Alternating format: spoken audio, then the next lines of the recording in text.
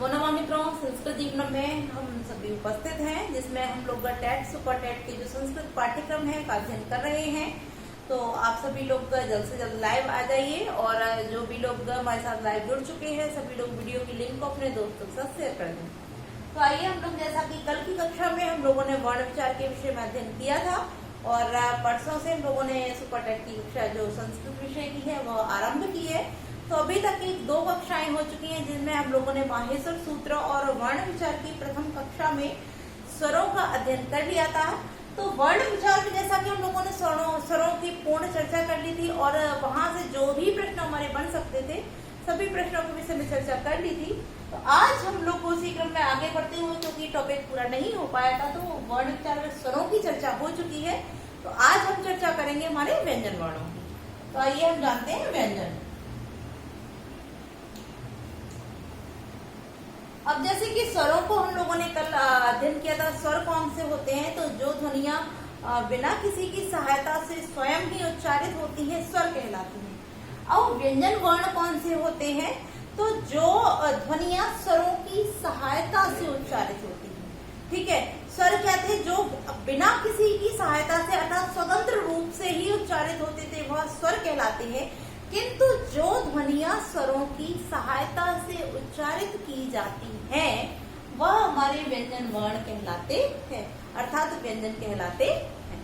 ठीक है, क्लियर हो गया होगा कि व्यंजन कौन है, जिन्हें हम स्वरों की सहायता से उच्चारित करते हैं वे व्यंजन कहलाते हैं। अब यहाँ पर भी एक सूत्र बोल करके कहा गया है, व्यंजनम त्रिधा। व्यंजनम त्रिधा।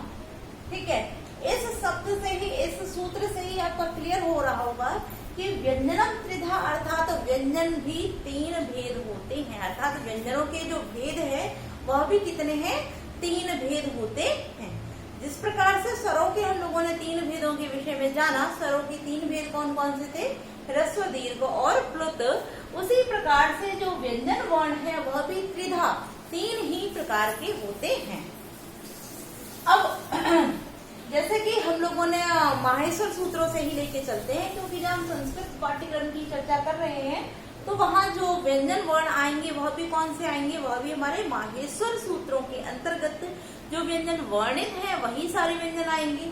तो जैसा कि हम लोगों ने माहेश्वर सूत्रों में अध्ययन किया था, माहेश्वर सूत्रों में कुल व्यंजनों की संख्या कितनी थी, 33। अब वो 33 व्यंजन कौन कौन से थे या किस किस प्रकार से थे, तो वह जानेंगे हम इस व्यंजनम त्रिधा के अनुसार। ठीक है, तो सबसे पहले जैसा कि यहाँ लिखा हुआ है कि व्यंजनम त्रिधा यानी कि व्यंजन के भेद कितने हैं, तो व्यंजन के 3 भेद होते हैं। तो कौन कौन से भेद हैं, सबसे पहले हम इसको जानते हैं। तो इसको पहला भेद है, इसको हम कहते हैं स्पर्श व्यंजन। क्या कहते हैं, स्पर्श व्यंजन।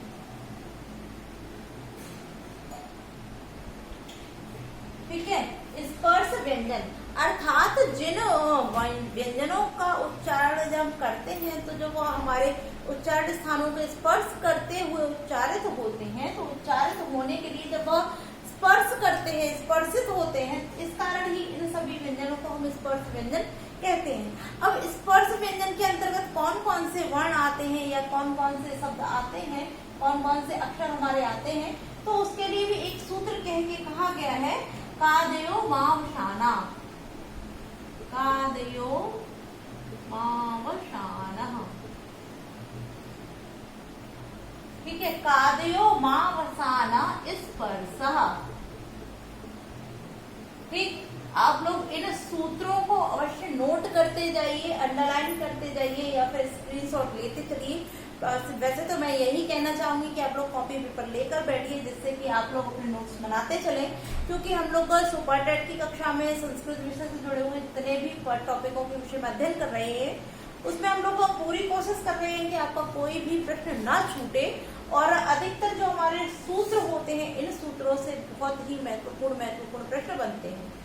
ऐसा आपने देखा होगा परीक्षा के कोई भी पेपर उठा के देखिए, वहां हो सकता है आपको ये देखने को मिले कि वहां केवल इतना लिखा हो, कादयो मावशाना, आगे का ऑप्शन छूटा हो और नीचे 4 ऑप्शन आपको दिए गए हैं, स्पर्श, अंतस्थ, सल, ऊष्माणा इत्यादि या स्वरा इत्यादि दिए गए हो। तो यदि आप पूरा सूत्र पढ़े रहेंगे, जाने रहेंगे, याद किए रहेंगे, तो आप आसानी से उसको कर सकते हैं कि कादेव मावशाना स्पर्शः। किंतु यदि आप पढ़ेंगे नहीं तो आप वहाँ कंफ्यूज हो जाएंगे। कादेव मावशाना हो सकता है अंतस्थ वर्ण हो सकता है ऊष्म वर्ण हो सकता है कि स्वर हो या फिर कुछ और हो, तो आप लोग यहाँ कंफ्यूज हो गए। इसलिए आप लोग इसको साथ में लिखते चलिए। यह जो हमारा सूत्र बोलकर कहा गया है कादेव मावशाना स्पर्शः, इस सूत्र से ही हमारे स्पर्श वर्णों का वर्णन कर दिया गया है। अब इसको भी देखें, जैसे का आदि, तो का आदि अर्थात जैसे कि हम का वर्ग, जब हम हिंदी की वर्णमाला पढ़ते हैं तो क्या जब व्यंजनों का अध्ययन करते हैं तो जैसे का से आरंभ होता है, पांचों वर्ग जो हमारे जो उदित वर्ण बोले गए हैं पु चु टू तु पु, तो उदित वर्णों में अर्थात उदित वर्ण कौन से होते हैं, जो अपने वर्ग का प्रतिनिधित्व करते हैं वह उदित वर्ण होते हैं। तो उदित वर्णों के आरंभ यानी कि क वर्ग से जो आरंभ होते हैं, का आदि से आरंभ होकर आगे क्या कह रहा है, मावसाना, माँ के अवसान तक यानी कि माँ की समाप्ति तक, यानी कि का से लेकर माँ तक जितने भी वर्ण आते हैं वह सभी क्या है, स्पर्शः, स्पर्श वर्ण होते हैं। तो का से लेकर माँ तक, ठीक है, का से लेकर माँ तक जितने भी हमारे व्यंजन आते हैं तो वह कौन से होते हैं, वह हमारे स्पर्श व्यंजन होते हैं। वह कौन से हैं, स्पर्श व्यंजन कहलाते हैं। ठीक है, क्लियर हो गया कि का से लेकर माँ तक के सभी जो जितने भी व्यंजन हैं वह सभी हमारे स्पर्श व्यंजन होते हैं। अब का से लेकर माँ तक तो क ख ग घ या, च छ ज झ वा, टा ठा डा डा ला, ता था दा धा ना, पा फा पा भा मा, अर्थात 5 वर्ग और पांचों वर्गों के 5 वर्ण तब कितने हो जाएंगे, हमारे कुल 25 वर्ण हो जाते हैं। अर्थात जो 25 वर्ण है, 5 का से लेके प वर्ग तक के पांचों वर्गों के 5 वर्ण, तो जो 25 वर्ण है वही 25 वर्ण हमारे स्पर्श व्यंजन होते हैं। ठीक है, तो प्रथम जो इसका भेद है वह आपको क्लियर हो गया होगा कि पहला कौन सा भेद है, स्पर्श व्यंजन, जिसके लिए बोला गया कादेव मावशाना स्पर्शः, यानी कि का आदि से लेकर माँ की समाप्ति तक जितने भी वर्ण हैं वह सभी स्पर्श हैं। तो का से लेकर माँ तक अर्थात पांचों वर्गों के 5 वर्ण अर्थात 25 व्यंजन जो आपके हैं वह सभी स्पर्श व्यंजन होते हैं। अब दूसरा भेद कौन सा है, तो दूसरा भेद हमारा होता है अंतस्थ व्यंजन। अंतस्थ व्यंजन, अब अंतस्थ व्यंजनों की विषय में चर्चा हम लोगों ने माहेश्वर सूत्र में भी की थी कि अंतस्थ व्यंजन कौन से होते हैं, तो जो व्यंजन न तो पूर्णतः स्वर होते हैं न तो पूर्णतः व्यंजन होते हैं, अर्थात जो अर्ध स्वर या अर्ध व्यंजन होते हैं वह हमारे अंतस्थ व्यंजन कहलाते हैं। कौन से, जिनको हम अर्ध स्वर या अर्ध व्यंजन कहते हैं वह व्यंजन हमारे अंतस्थ व्यंजन कहलाते हैं। इसके लिए भी एक सूत्र बोला गया है, वह है यड़ो अंतस्था, यड़ो अंतस्था। ठीक है, यह सूत्र बोलकर भी हमारा यड़ अर्थात अंतस्थ वर्णों का वर्णन किया गया है। अब यहाँ जो यड़ है यह क्या है, यड़ एक प्रत्याहार है।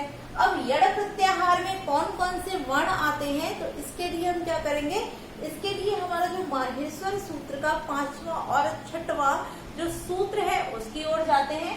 तो उसमें हा के बाद आता है या, तो या और या के बाद वा, फिर र और उसके बाद में है ट।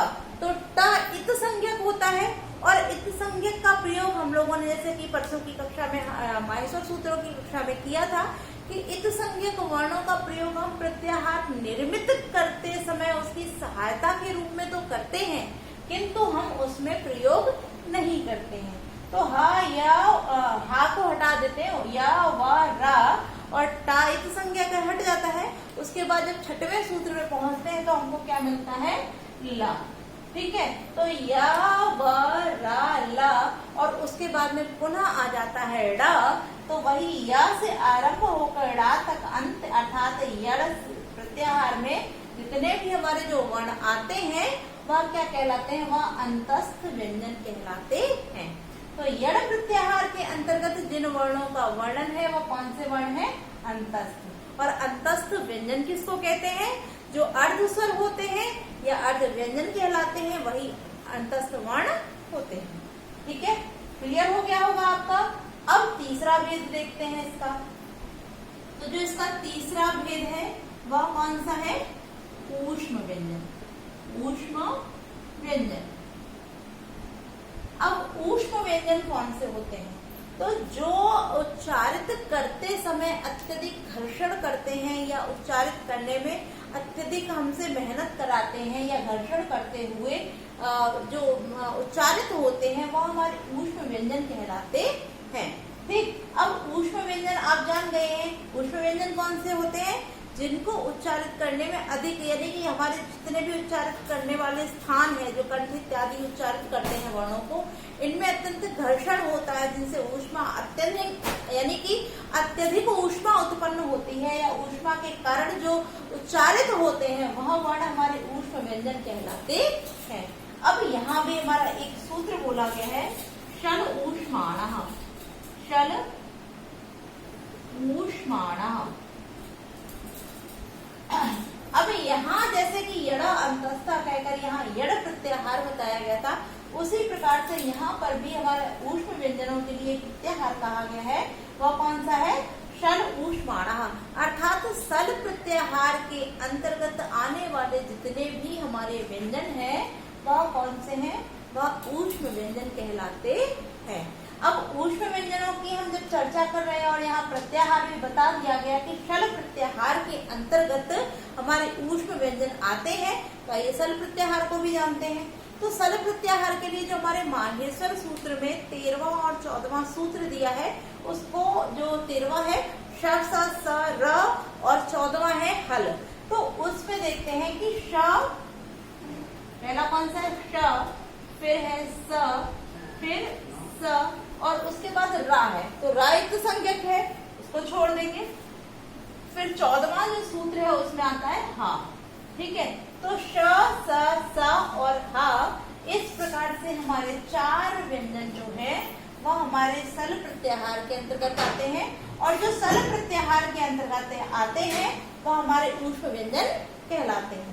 ठीक है, तो यड़ प्रत्याहार के अंतर्गत आने वाले जो हमारे वर्ण हैं वो हमारे अंतस्थ वर्ण होते हैं, और जो सल प्रत्याहार के अंतर्गत आते हैं वह हमारे ऊष्म व्यंजन कहलाते हैं। तो स्पर्श व्यंजन जान लिए, अंतस्थ व्यंजन जान लिए, ऊष्म व्यंजन जान लिए, और यही व्यंजनम त्रिधा कहकर यही 3 भेद व्यंजन के बताए गए हैं। ठीक है, स्पष्ट हो गए। ठीक, तो यही इसके मुख्य 3 भेद हैं, जिस प्रकार से स्वरों के 3 भेद होते हैं। ठीक है, अब यहाँ पर भी जैसे कि हम लोगों ने स्वरों का एक अन्य भेद जाना था, जो क्या था, संयुक्त स्वर या संध्य स्वर, उसी प्रकार से यहाँ पर भी मुख्य भेद जो कि माहेश्वर सूत्रों के अंतर्गत आते हैं वह तो कुल 3 ही होते हैं, किंतु एक अन्य भेद भी होता है, संयुक्त व्यंजन। संयुक्त व्यंजन, जिस प्रकार से स्वरों में भी था संयुक्त स्वर, उसी प्रकार से एक अन्य भेद भी है संयुक्त व्यंजन। अब संयुक्त व्यंजन भी, संयुक्त व्यंजन किसको कहते हैं, जो 2 व्यंजनों से मिलकर बनता है, अर्थात 2 व्यंजनों के मेल से बनने वाले व्यंजन संयुक्त व्यंजन कहलाते हैं। ठीक है, पुनः सुन लीजिए कि 2 व्यंजनों के मेल से बनने वाले व्यंजन संयुक्त व्यंजन कहलाते हैं। ठीक है, स्पष्ट हो गया। अब संयुक्त व्यंजन संस्कृत में कौन कौन से हैं, तो उसकी भी चर्चा कर लेते हैं। हालांकि हमारे माहेश्वर सूत्रों के अंतर्गत संयुक्त व्यंजनों का वर्णन नहीं किया गया है, इसी कारण से जो व्यंजन है व्यंजनों के कुल भेद 3 ही कहे गए हैं। किंतु जब हम अध्ययन करते हैं, व्यंजनों का अध्ययन करते हैं, तो वहाँ अर्थात 2 व्यंजनों के मेल से हमारे जो नए नए व्यंजन उत्पन्न होते हैं तो उनको संयुक्त व्यंजन कहते हैं, तो उसकी भी चर्चा कर लेते हैं। आइए देख लेते हैं कौन कौन से हैं। तो आपने अध्ययन किया होगा जैसे छ, त्र और ज्ञ, यह जो हमारे 3 व्यंजन है यह संयुक्त व्यंजन के अंतर्गत आते हैं। ठीक है, छ, त्र, ज्ञ, ये जो 3 व्यंजन है यह तीनों व्यंजन हमारे संयुक्त व्यंजन के अंतर्गत आते हैं। आइए अब देखते हैं कि यह जो व्यंजन है वो किनके मेल से निर्मित होते हैं। तो सबसे पहले हम छ की बात करते हैं। ठीक है, किसकी बात करते हैं? छ की। तो जब हम का के साथ मूर्धा सा को जोड़ते हैं या संधि करते हैं, संयुक्त करते हैं, मिलाते हैं, तो हमारा छ हमको प्राप्त हो जाता है। अर्थात का और आप देख रहे होंगे का पे क्या है? विसर्ग। अर्थात यानी कि का जो है उसमें स्वर संयुक्त नहीं है, स्वर नहीं है, और क्षा में स्वर भी है। तो का के साथ जब हम सा का विधान करते हैं तो हमको छ प्राप्त हो जाता है। आइए त्र को देखते हैं। त्र, तो यहाँ ता के साथ में जब रा का विधान करते हैं तो त्र प्राप्त होता है, और ज्ञा की बात करते हैं तो जा के साथ जब हम वहां का विधान करते हैं तो हमको ज्ञा प्राप्त हो जाता है। ठीक है, तो संयुक्त व्यंजन कौन कौन से? छ, त्र, ज्ञ, यह 3 हमारे संस्कृत में इनका अध्ययन हो जाता है। यह 3 व्यंजन जो है संस्कृत के अंतर्गत संयुक्त व्यंजन माने गए हैं, जिसमें छ, त्र, ज्ञ की जो निष्पत्ति है का धन सा के साथ छा, ता के साथ रा के विधान से त्र, और जा के साथ वहां के विधान से ज्ञ हमको प्राप्त हो जाता है। तो यह थे हमारे कुल व्यंजनों के भेद। तो यहाँ हम लोगों ने वर्ण विचार की पूर्ण चर्चा कर ली है। स्वरों के 3 भेद होते हैं, ह्रस्व, दीर्घ और प्लुत। इसी प्रकार से व्यंजन के भी 3 भेद होते हैं, स्पर्श, अंतस्थ और ऊष्म व्यंजन। और जो हमारे अन्य भेदों में जैसे संयुक्त स्वरों के विषय में हम लोगों ने चर्चा की, तो संयुक्त स्वर ए, ऐ, ओ, औ होते हैं। उसी प्रकार से संयुक्त व्यंजनों की बात करें तो छ, त्र, ज्ञ, यह तीनों हमारे संयुक्त व्यंजन कहलाते हैं। ठीक है, तो यहाँ पर जो हमारा टॉपिक है वर्ण विचार का वह समाप्त होता है। तो आइए यहीं से हम लोग हमारा जो अगला टॉपिक है उसको भी आरंभ कर लेते हैं, उसकी भी चर्चा कर लेते हैं, क्योंकि समय काफी बचा हुआ है। तो अगला टॉपिक हम लोग आरंभ करते हैं।